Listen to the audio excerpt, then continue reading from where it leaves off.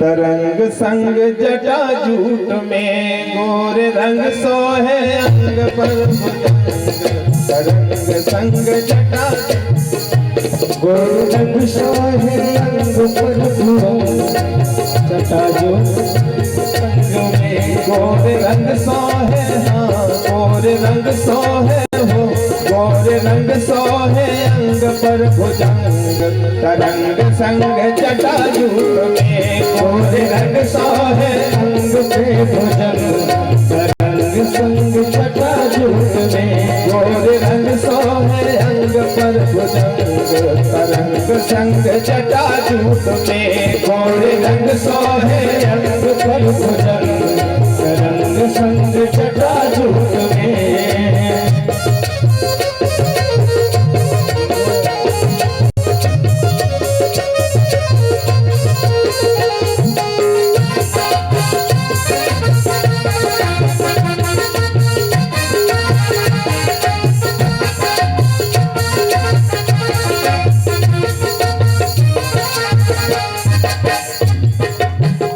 व्योम केश बाघंबर यज्ञो पवित्र बीस धन। व्योम केश बाघंबर व्योम केश बाघंबर यज्ञो पवित्र बीस धन। व्योम केश बाघंबर यज्ञो पवित्र धन। व्योम केश बाघंबर यज्ञो पवित्र बीस धन। व्योम केश बाघंबर धन। भूत प्रेत वही हो, भूत प्रेत वही कालन के संग। तरंग संग जटा जूट में भूत प्रेत वही कालन के संग। तरंग संग जटा जूट में गोरे रंग सोहे, हाँ गोरे रंग सोहे हो, गोरे रंग सोहे अंग पर भुजंग। तरंग संग जटा जूट में गोरे रंग सोहे अंग पर भुजंग। तरंग संग जटा जूट में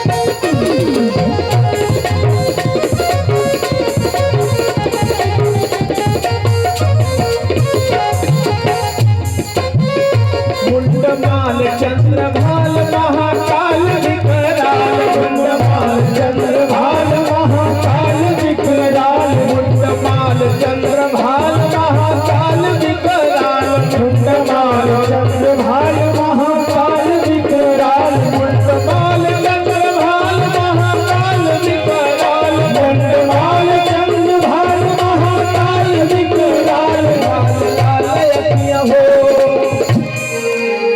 लाल लाल अखियाँ खाके गोला भंग। तरंग संग जटा जूट में लाल लाल अखियाँ खाके गोला भंग। तरंग संग जटा जूट में गोरे रंग सोहे हो, गोरे रंग सोहे हो, गोरे रंग सोहे अंग पर भुजंग। तरंग संग जटा जूट में गोरे रंग सोहे अंग पर भुजंग। तरंग संग जटा जूट में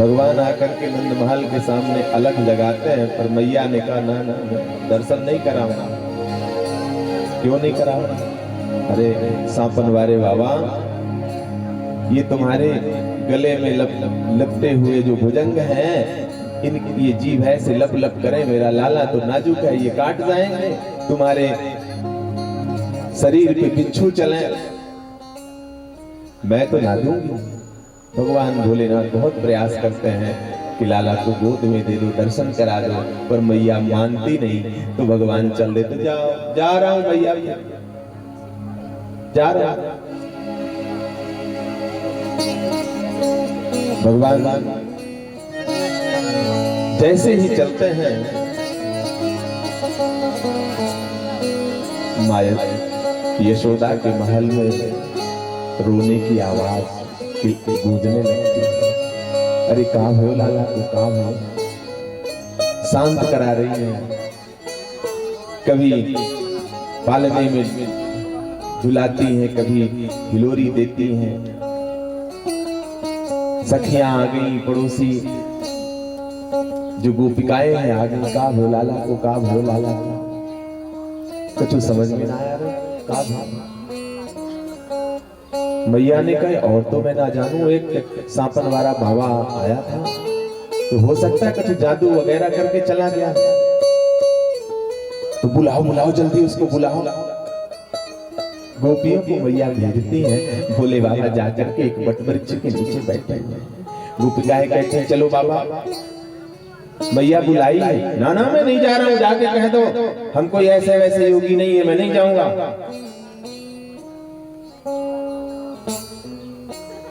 प्रार्थना करती हैं, लाला मचला हुआ है, आप चलो, लाला को झड़ा कर दो बाबा, बहुत रो रहा है। ये शब्द सुनकर के भोलेनाथ के नेत्र सजल हो जाते हैं, अश्रु टपक पड़ते हैं। धन्य है मेरे प्रभु, प्रेम की वो पिपास, प्रेम की वो उत्कंठा शायद जितनी भोलेनाथ के हृदय में थी, उतनी ही मेरे प्रभु के हृदय में भी उठी। तब तो उस प्रेमी को पाने के लिए इतना रो रहे हैं कि माँ यशोदा के साथ हजारों गोपिकाएं भी शांत करने की चेष्टा कर रही हैं, पर गोपाल शांत नहीं हो रहे हैं। अब शायद जब रोऊंगा तो दर्शन हो जाएगा। ये इस चरित्र से ये सिद्ध होता है कि जब भगवान भक्त के हृदय में उस परमात्मा से मिलने की आकांक्षा उठती है, उस प्रेम में जब उसका अंतःकरण आह्लादित होता है, तो उससे भी ज्यादा भगवान द्रवीभूत हो जाते हैं, त्रैलोक छोड़ करके आते हैं। कभी प्रेम करके तो देखो, ये मत देखो दुनिया में क्या चल रहा है। मैं निवेदन करता हूं कभी उस प्रियतम से प्रेम करके देखो, इस कलयुग में भी उसके दर्शन हो जाएंगे, उसके दर्शन हो जाएंगे। भगवान भोलेनाथ के नेत्र सजल हो गए। चलो फिर कहते तो चलते और गए महल के सामने जाते हैं। माँ यशोदा कहती बाबा झाड़ा करो, लाला हमारा मचल गया है, रो रहा। लाओ लाओ, हम तो झाड़ा करने के लिए घूमते ही हैं। मैं तो पहले ही कहा था ले आओ लाला को दर्शन कराओ, पर मैया तो मानी नहीं। तो जैसे ही माँ यशोदा भगवान की गोद में प्रभु को देती है, ओहो हो, जन्म जन्मांतरों के प्रेमी जैसे ही एक दूसरे को देखते हैं, क्या कहेंगे। माँ को ये माँ यशोदा को हो गया कि बड़ी शक्ति है इस बाबा। माँ यशोदा के हृदय में ये आ गया कि मेरा लाला जब रोए तो झाड़ा मैं इन्हीं से करवाऊंगी, बड़ा शक्ति वाला बाबा है। तुम प्रार्थना करते हैं बाबा जो हमने भूल करी ना क्षमा कर दो और यहीं पर आप रह जाओ, आप तो योगी हो। रह रही योगी नंद भवन में ब्रज में वासो कीजिए, जब जब मेरा लाला रोवे तब तब दर्शन दीजिए, जब जब मेरा लाला रोवे तब तब दर्शन दीजिए। आज भी नंद महल के सामने भगवान भोलेनाथ विराजमान है। कभी वृंदावन जाएं, मथुरा नंदगांव जाएं तो नंद महल के सामने ही नंदेश्वर भगवान भोलेनाथ का मंदिर है। ये प्रेम है। पर विडंबना ये है कि वो प्रेम हम कर ही नहीं पाते। कैसा अद्भुत प्रेम मां यशोदा का। भगवान को पा करके भी वो प्रेम अपनी अवस्था में इतना परिपूर्ण है कि भगवान के होने का एहसास नहीं होने देता वो प्रेम, क्योंकि उस प्रेम में ही परमात्मा है। यहां सिद्ध होता है कि प्रेम ईश्वर का स्वरूप है। परिवार के साथ अगर आप प्रेम से रह रहे हो तो सिद्ध होता है कि आपके घर में परमात्मा का, भगवान का निवास है। परिवार के साथ में अगर आपका जीवन खुशियों से व्यतीत होता है तो मान लेना कि भगवान की कृपा है। अगर वो प्रेम क्षीण है तो समझ लेना कहीं न कहीं कुछ गड़बड़ी है। हमारी वृत्ति में गड़बड़ी है, हमारी मनोवृत्ति में गड़बड़ी है। अनंत होते हुए भी जो सुख मुझे नहीं मिल रहा है वो सुख कहां चला गया, तब पता चलेगी कि वो सुख इसलिए पीछे हो गया है क्योंकि आप इस प्रियतम से प्रेम नहीं किए। अगर प्रेम किए होते तो वो सुख आपके जीवन में चिरकाल तक के लिए स्थिर हो जाता। परिवार के बीच में रहकर उस सुख की अनुभूति ही परमात्मा की अनुभूति है। और जब जीव उस सुख में जीता है तो भगवान के चिंतन में भी मन लगता है। मैं कहता हूं अगर आप पूजा में तभी मन लगता है खूब जब हम प्रसन्न हैं, घर में चारों तरफ सुख की वृष्टि हो रही है, आनंद की वृष्टि हो रही है, तभी ठाकुर सेवा में भी मन लगता है। बोलो गलत कह रहे हैं? और किसी प्रकार का अगर दुख है तो फिर ठाकुर सेवा में भी मन नहीं लगता। वही कटु बागवान जो हमारे हृदय में बिधे हुए हैं वहीं पर बात पहुंच रही है बार बार कि उसने हमें इतना कटु बोला, उसने हमें इतना कटु बोला। फिर सेवा में भी हमने क्या किया क्या नहीं किया, बस और औपचारिकता निभ जाती है और फिर ये लगता है जैसे भगवान हमारा कुछ कर ही नहीं रहे। आप भगवान के लिए क्या कर रहे हैं? विश्वास तो इस बात का है। कथा तो आपने कितनी सुनी होगी, कितना सुन रहे हैं, पर महत्व है अपने वृत्ति को बदलने का। ये सत्य घटना है। अभी 2 साल पहले वृंदावन में उन संत ने अपने शरीर को छोड़ा है। दक्षिण भारत के थे, दक्षिण भारत के थे, जज थे। हमने महाराज जी से कथा सुनी थी, स्वामी राजेश्वरानंद जी की प्रवचन से। फिर हमने पता भी किया तो बिल्कुल ये सत्य मिला। जज थे, एक ऐसा भक्त जो इतना समर्पित। गांव में एक मंदिर था, मंदिर में जाते थे, झाड़ू लगाते थे, राम जी की सेवा करते थे। राम जी का मंदिर था, राम जी के मंदिर में जाते थे, झाड़ू लगाते थे। यद्यपि पंडित जी थे वहां, पर वो झाड़ू की सेवा करते थे, मंदिर की सफाई करते थे। और राम जी पर इतने आसक्त हो गए। दुनिया में लोग दुनिया पर जितने आसक्त होते हैं उतना वो राम जी पर आसक्त थे। गरीबी थी, बेटा परदेश में कमाता था, एक बहन मतलब एक बेटी थी, एक बेटा था। बेटे ने कहा पिताजी बहन बड़ी हो गई है, कुछ हमारे पास में धन है, कुछ आप कर्ज कर लीजिए, फिर धीरे धीरे उसको पूर्ण कर देंगे और बहन की शादी कर देता। बोले जो राम जी की कृपा, जो राम जी की इच्छा।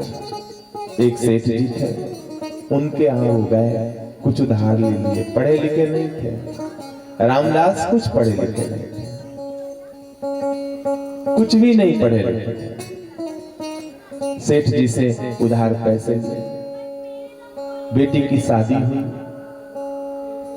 बेटा कमाया ला करके पिता को दिया कि जाओ आप घर ये जो है कर्ज चुका दो। राम जी की इच्छा लेकर के गए सेठ जी का कर्ज चुकाना, पर सेठ के मन में पाप आ गया। पहले तो उसने पावती को छेक दिया, रसीद काट दिया, फिर उसके मन में आया, दिमाग कभी बाद में दौड़ता है ना, दिमाग दौड़ा कि ये पढ़ा लिखा तो है नहीं, इसका बेटा कमा रहा है, तो बाद में मैं इस कर्ज को फिर काट लूंगा। तो रामदास से पैसे लेकर के सेठ बोला हाँ हाँ ठीक है जाओ। कुछ साल व्यतीत हुए, सेठ के मन में पाप आ गया और कर्ज काटने की बात फिर से दोहराने लगा कि आपने हमारे यहाँ से कर्ज काढ़ा है तो उसे चुकता कर।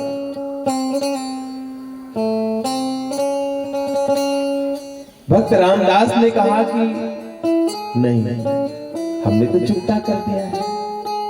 सेठ ने कहा कब चुकता किए हो, हमारा कर्ज लेकर के हम ही को कह रहे हो, पागल बना रहे हो, दो नहीं हम केस कर देंगे। अब वो सब लिखवा लिया था, रसीद लगी हुई थी, उसके आधार पर उस सेठ ने केस कर दिया अदालत में। उन्होंने कहा राम जी की इच्छा अब तो हमारे पास अभी है नहीं, हमने तो आपको दे दिया है, आप क्यों झूठ बोल रहे हैं।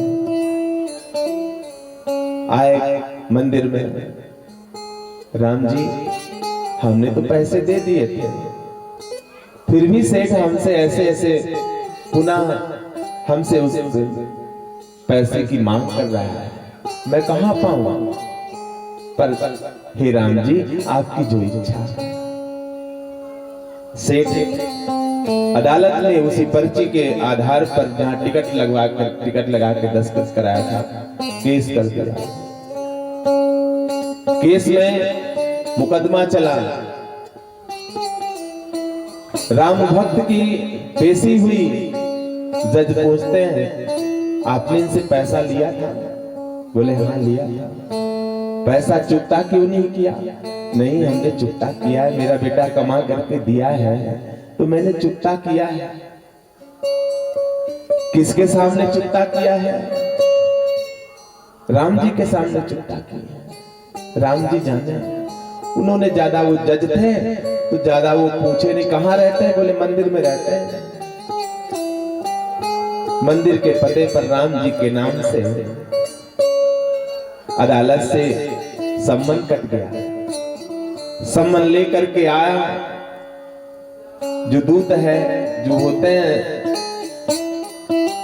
सिपाही, सम्मन लेकर के आया मंदिर में, राम जी के नाम से पंडित जी को सम्मन दिया। पंडित जी देख करके द्रवीभूत हो गए। आज ब्रह्मा की सृष्टि में, कलयुग में ऐसा समय आया कि राम जी के नाम से अदालत से वो कटा है, सम्मान कटा है।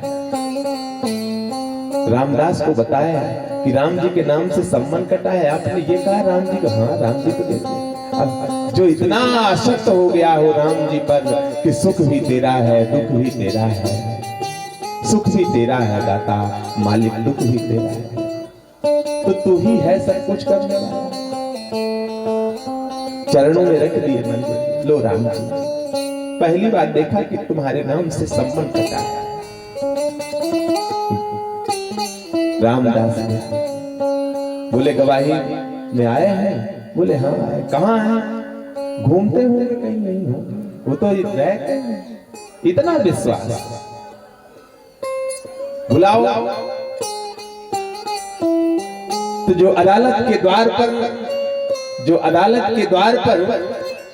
जो पुकार करने वाले बैठते हैं, राम जी कोई हाजिर हो। बूढ़ी सी शरीर, हाथ में डंडा, देखते पहुंच गए। कौन हो बाबा? राम जी हैं। गवाही दे रहे हैं। ये प्रेम की बात है, विश्वास की बात है, ये जीवन के त्याग की बात है।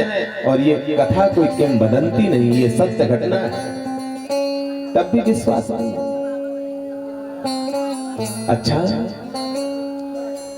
आपने आप ये बताइए कि आपका गवाही में नाम लिखा हुआ है, आपने देखा कि रामदास ने सेठ का कर्ज चुकाया है? राम जी ने कहा हाँ बिल्कुल मेरे सामने चुकाया है।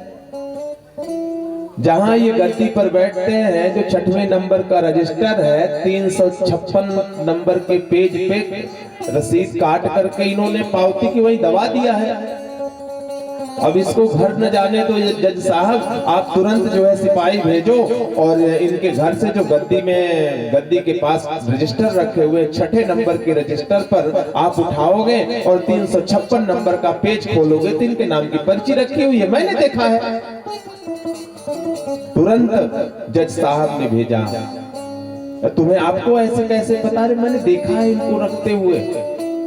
जज साहब को भी विश्वास नहीं हुआ, सोचे कि कहीं पता होगा इनको, तो तुरंत भेज दिए और गए। जैसे ही सेठ की गद्दी के सामने रजिस्टर रखे हुए थे, 6वें नंबर के रजिस्टर में 356 नंबर का पेज जब खोलते हैं तो रामदास के नाम की पावती रखी ले आया, पकड़ा था।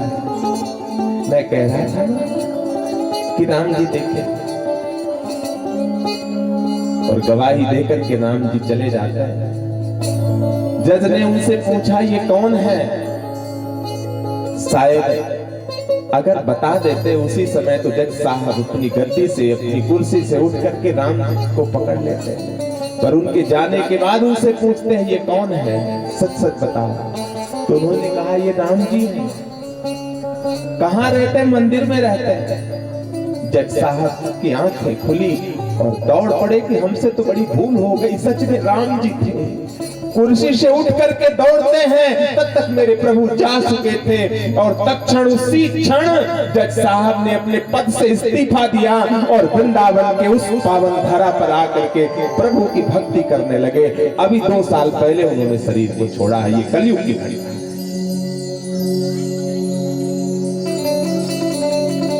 तो प्राथमिकता तो प्रेम की है भाई। कथा का महत्व ये थोड़ी है, इतने से कथा की पूर्ति थोड़ी हो जाती है कि आओ रसीद कटाओ और चल दो। बहुत सारे ऑप्शन रहते हैं, आप तरह तरह की कथा सुनते हैं, सबका विचार अलग है, भावनाएं अलग हैं, भाव अलग है। या दान दो, या गुल्लक में डाल दो, या आरती की थाली में रख दो, चल दो, पूर्ति हो गई। रखे रहो उसको। एक बार मैं कहता हूं उसको रख करके उसको मत निकालो, उसकी जरूरत नहीं है, जरूरत है आपके प्रेम की। तो उस प्रेम को उस परमात्मा के चरणों में समर्पित करके देखो तो सही। शायद जीवन का वो भाग्य, शायद जीवन का वो सौभाग्य, शायद आपके जीवन के पुण्यों का वो फल आज जागृत हो गया और आप भगवान के चरणों की सानिध्य में बैठ गए। और जब बैठ गए हो तो उस प्रेम को समर्पित करो। तो अद्भुत वात्सल्य है मां यशोदा का, लाला को सुलाती है। वही मां का वात्सल्य जिसका हमने वर्णन किया। रात व्यतीत हो जाती है, वो वात्सल्य, वो प्रेम अपने आप में इतना परिपूर्ण है कि वो प्रेम है। कहने का मतलब इस कथा से, वहीं से, इस चरित्र से वही सीख मिली कि प्रेम में ही भगवान है। जहां प्रेम है वही कृष्ण है, जहां प्रेम है वही राम है।